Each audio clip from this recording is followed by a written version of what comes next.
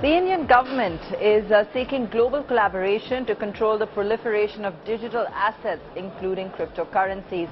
In a written reply in Lok Sabha, Finance Minister Nirmala Sitharaman said that the RBI has recommended for framing of legislation on this sector. The RBI is of the view that cryptocurrencies should be prohibited. She went on to add that cryptocurrencies are by definition borderless and require international collaboration to prevent regulatory arbitrage. Karishma joining in with more details.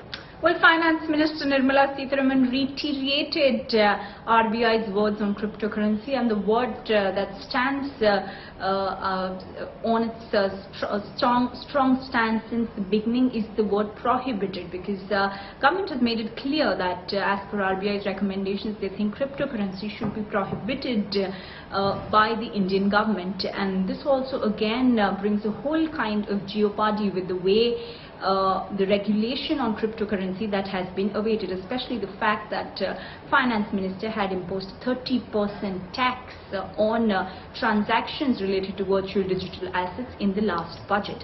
In fact, in her written reply in today's Lok Sabha session, she also said that RBI is of the view that any kind of modern currency cannot be considered until and unless it's issued by the central bank, and that which coordinates with the regulations of the Indian economy.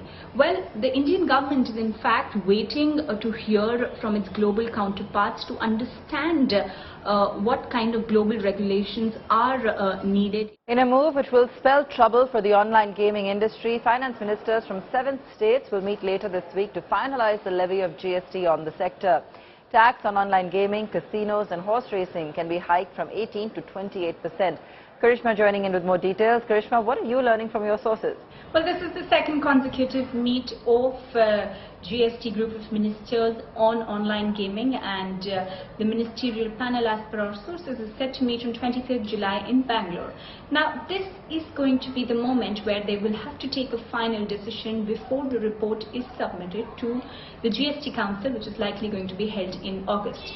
Now, last week the meeting had resulted in an inconclusive decision because the ministerial panel was awaiting intervention of law committee in order to discuss and define the legality of the change that they are about to bring. As per our sources, it is likely that all the ministers of the panel have suggested a hike to 28% when it comes to online gaming, and after a further review, a final decision once taken will only come into action if the council considers it after the acceptance of fitment committee for the 48th GST council meeting.